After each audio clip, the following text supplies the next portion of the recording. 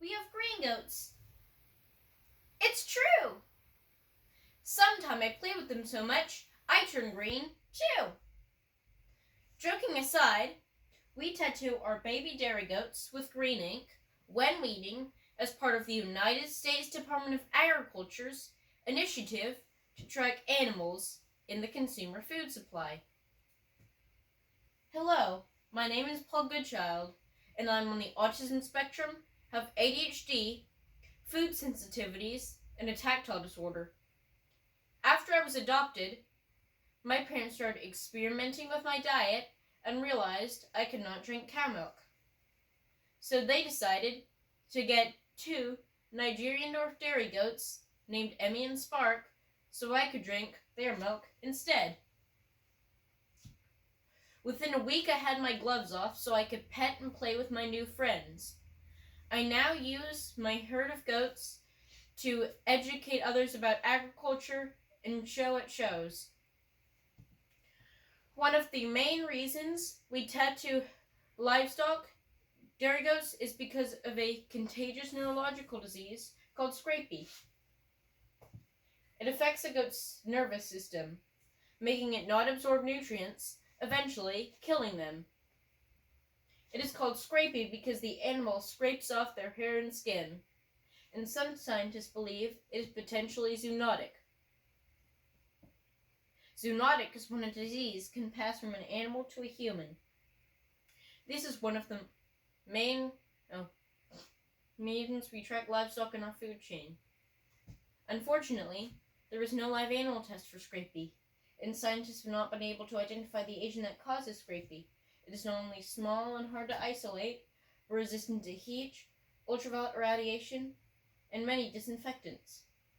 So, how does the federal government track diseases like scrapie to keep us safe if we don't know how it's caused or how to cure it? It brings me to the topic of tattooing dairy goats. Permanent identification is essential to track animals potentially exposed to a disease with a long incubation period. It is a federal requirement for me as a livestock owner and a way to keep our food chain safe.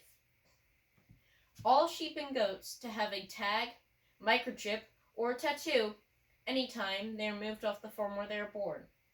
I bring my registration papers with me that match my animal's tattoos every time I take them to a show. If an animal is to be identified with scrapie, it can be traced with their unique identifier every place they have been to see if any other animals have symptoms of the disease. So now you know why we tattoo, but what exactly do we tattoo? Each tattoo has to be unique.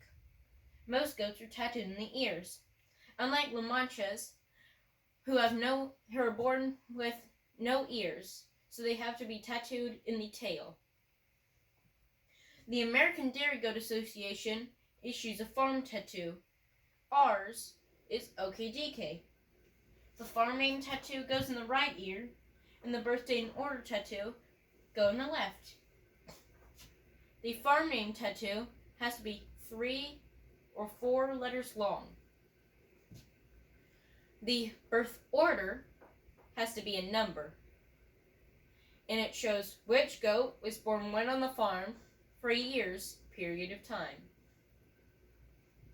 Chinook was the first goat born on our farm, so she would get a number 1. If she was the second goat born on our farm, she would get a number 2, and so on until the year ends and the birthday and order numbers restart back to 1. The birth date has to be a letter, but not all letters are used, such as I because it looks like a 1, O because it looks like a 0, and G because it looks like a 6. So now you know why we tattoo. So, once you have your tattoo information, you need tattoo supplies. You need digits. Digits are numbers or letters with spikes on them. Our farm name has 2 Ks, so be sure you have enough digits for your tattoo. We put our digits in our tattoo kit in separate little compartments in 4 different boxes so we can find them more easily. The alphabet digits are in the 2 top boxes, and the number digits and extra digits, in case we lose them, are in the 2 bottom drawers. Our farm name has 2 Ks, so be sure you have enough digits for your tattoo. Secondly, you need a clamp. A clamp is to insert the digits in upside down and backwards so that you can insert it into the goat's ear. You might want to have a second clamp so that you can tattoo your goat's ears more efficiently in the right ear and the left ear. This is what the finished tattoo looks like on my paper goat ear I have here. Lastly, you need ink. Green ink is most widely used because most goats have black skin. Optional things you might need are gloves and old clothes so you don't stain your hands in clothing. You may want to practice on a piece of paper before you start doing it on the real goat's ear to see if you have any errors in your digits. Because tattoos last forever, and you don't want to have a mistake on the goat's ear forever.